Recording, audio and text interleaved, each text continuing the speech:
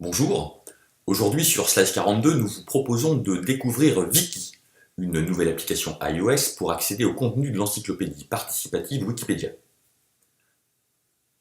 Alors Wiki arrive sur un créneau déjà très chargé. Il existe de nombreuses applications pour Wikipédia sur l'App Store, y compris l'application officielle, récemment revue du sol au plafond. Mais Wiki possède quelques solides arguments pour sortir du lot et essayer de se faire une place au soleil.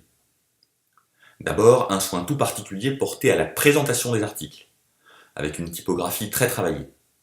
Ensuite, Wiki possède une application Apple Watch, qui est, et c'est assez rare, bien conçue et fonctionnelle. Enfin, Wiki offre une possibilité d'exploration géographique très agréable, pour découvrir les lieux d'intérêt situés à proximité. Celle-ci fonctionne donc par géolocalisation, mais il est également tout à fait possible d'explorer librement les cartes, pour découvrir par exemple les points d'intérêt à San Francisco ou à Cupertino. La fonction est très simple, on tapote sur la carte, à l'endroit désiré, et les lieux apparaissent, reliés par un petit filet à leur notice située en bas de l'écran. L'exploration devient un jeu d'enfant et prend un petit côté ludique plutôt sympa. Dans les articles, la présentation est soignée, et la possibilité d'afficher le sommaire de l'article rend la consultation très agréable. Les images sont cliquables, on peut zoomer librement une fois qu'elles sont ouvertes. Par contre, pas de fonction galerie qui associerait toutes les images d'une notice. C'est du cas par cas. On ouvre l'image, on la consulte, on l'écarte pour revenir à la notice, et c'est tout. Sur l'Apple Watch, deux boutons. L'exploration à proximité et la recherche par dictée vocale. Les résultats s'affichent sous forme de vignettes, une dizaine, que l'on fait défiler et qui présentent le début de la notice, son image d'en-tête et l'éloignement de l'endroit dont il est question. La consultation se fait évidemment sur l'iPhone. L'icône de Wiki apparaît sur l'écran bloqué via On/Off, et il suffit de glisser son doigt sur celle-ci pour ouvrir l'article.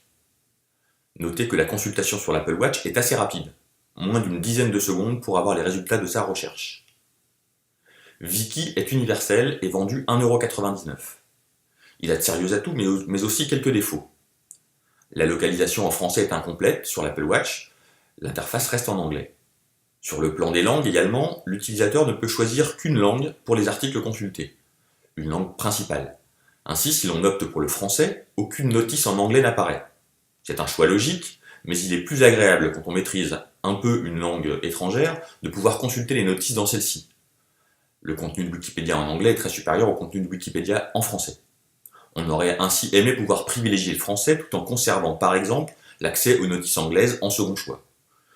C'est une possibilité qui est offerte dans de nombreuses applications de consultation de Wikipédia. Autre grief, l'application ne propose aucun mode hors ligne.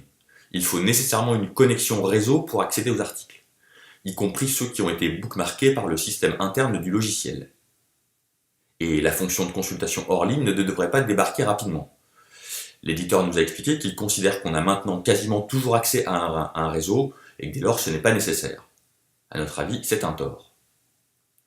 Le logiciel est optimisé pour l'iPad Pro et il supporte Split View et Slide Over. Sur les iPhone 6S et 6S Plus, 3D Touch est partiellement géré.